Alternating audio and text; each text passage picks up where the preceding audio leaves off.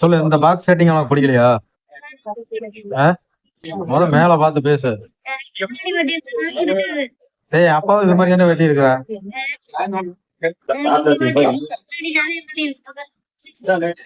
முன்னாடி நிறைய முடிவு நிறைய வளர்த்தவன முதல் மண்டையை நல்லா காட்டு.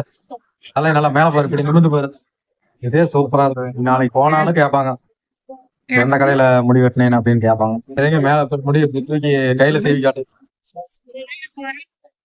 அடா, கையில செய்வி காட்டு. இதுதான் 2025 பாக்ஸ் கட்டிங். அவனை விட உனக்கு தானே சூப்பரா இருக்குது.